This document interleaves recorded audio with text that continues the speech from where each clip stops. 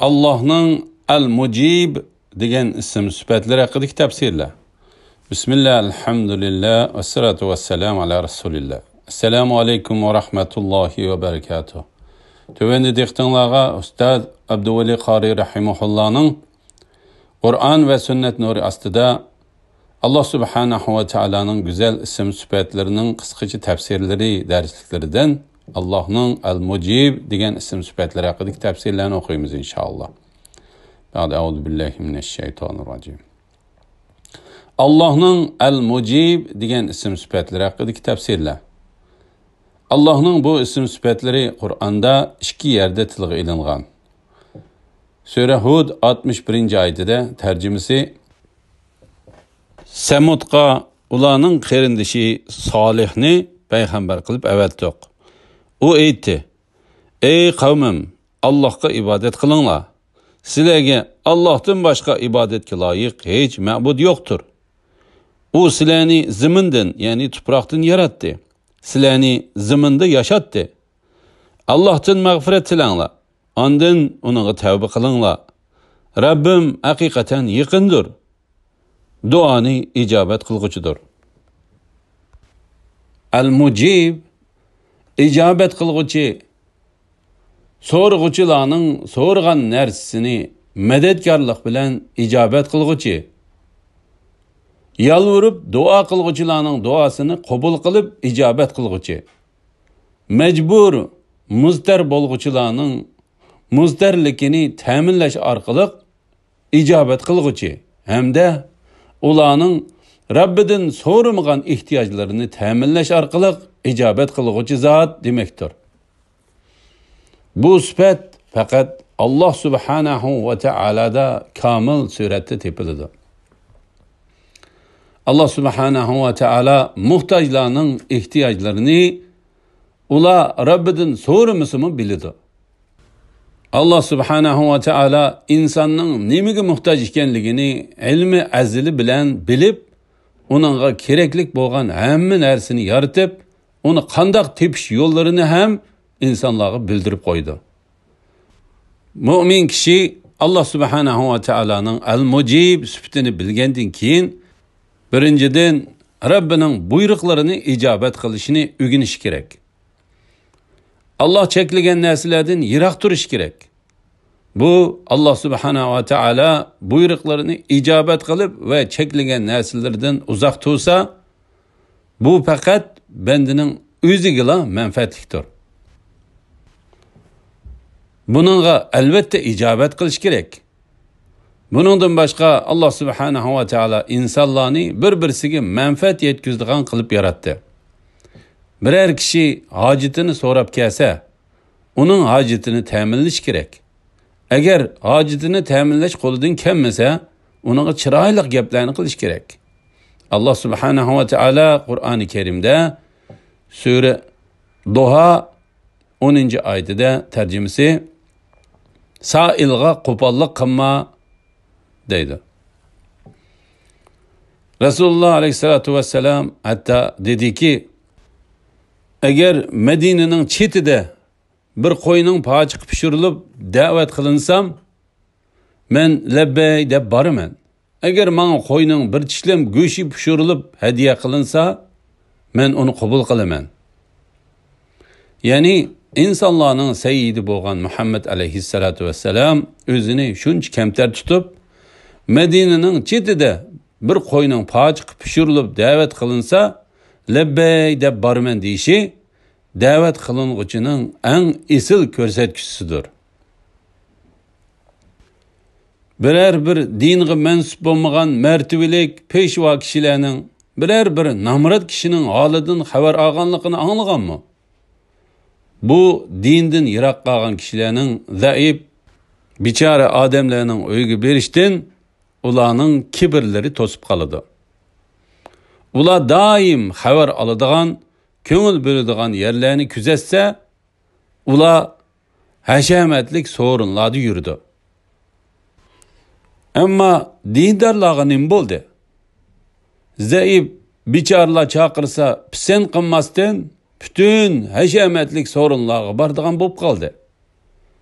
Ana bu narsaning hikmetini tushunishimiz uchun Payg'ambar alayhissalatu vassalamni qayerga da'vat qilinsa, shu yerga bordikan deb tushunmasligimiz kerak.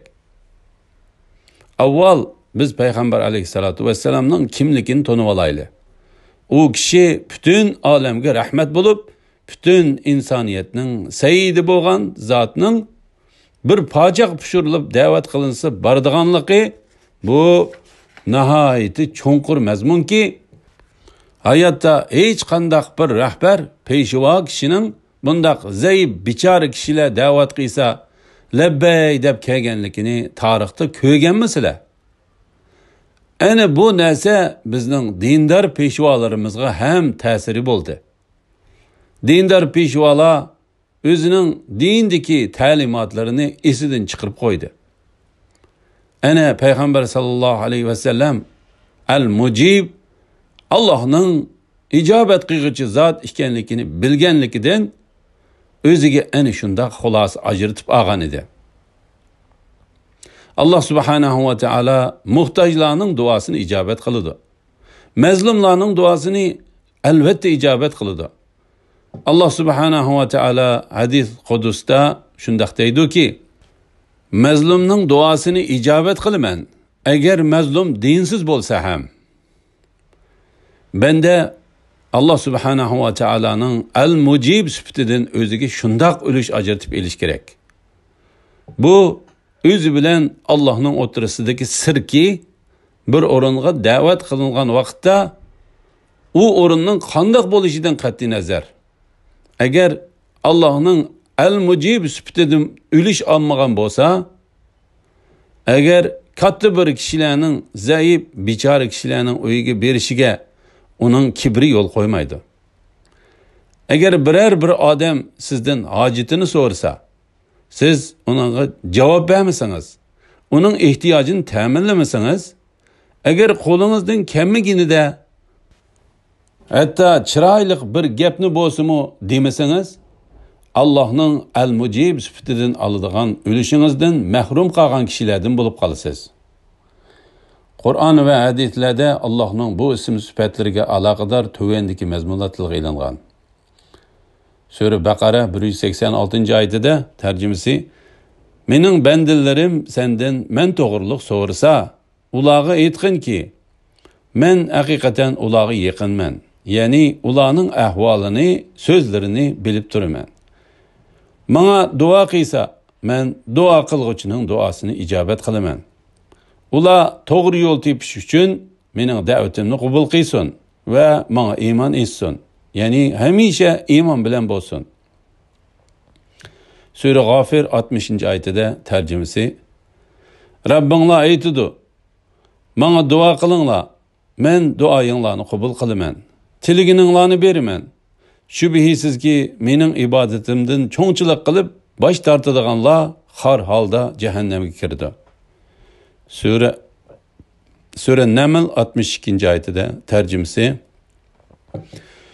"Beshiga kun tushgan odam duo qilsa, uning duosini ijobat qiladigan, uning beshiga kelgan ig'irchilikni ko'tarib o'tadigan va sizlarni zaminning o'rin barsalari qilgan kim?